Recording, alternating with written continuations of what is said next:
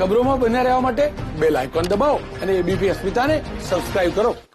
પાટણ જિલ્લામાં સર્વે થયેલા ખેતરોમાં ખેડૂતોએ ફરીથી વાવેતર શરૂ કર્યું છે.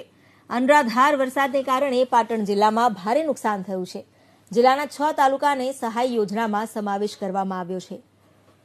મોટાભાગના તાલુકામાં સર્વે પૂર્ણ થવાની તૈયારી છે, ત્યારે જિલ્લાના ખેડૂતોએ હવે આગામી સિઝનમાં વાવેતર માટે શ્રી ગણેશ કર્યા છે. હાલમાં દિવેલાનું વાવેતર શક્ય હોવાને કારણે ખેડૂતોએ દિવેલાનું વાવેતર શરૂ કર્યું છે. એનાથી ખેડૂતોને જે ખરીફ પાક છે તે લગભગ 80% જેવો નુકસાન પામેલ છે.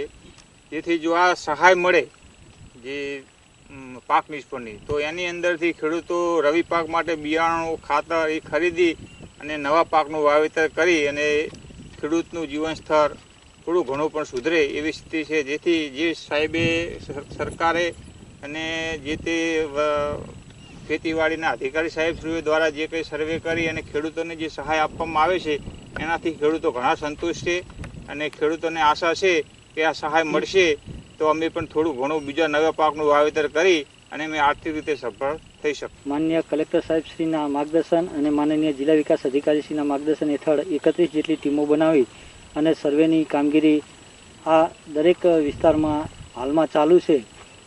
લગભગ સર્વેની કામગીરી પૂર્ણતાના આરે છે. અત્યારે સર્વે ચાલી રહ્યો છે. એના સ્થળ નિરીક્ષણ માટે પણ અમે જાતે જ અહીંયા આવ્યા છીએ. કપાસ, દેશી કપાસ, જુવાર વગેરેમાં નુકસાન જોવા મળ્યું છે, જેનું ક્રોસ વેરિફિકેશન પણ કરેલું છે. ટૂંક સમયમાં સર્વેની કામગીરી પૂર્ણ થશે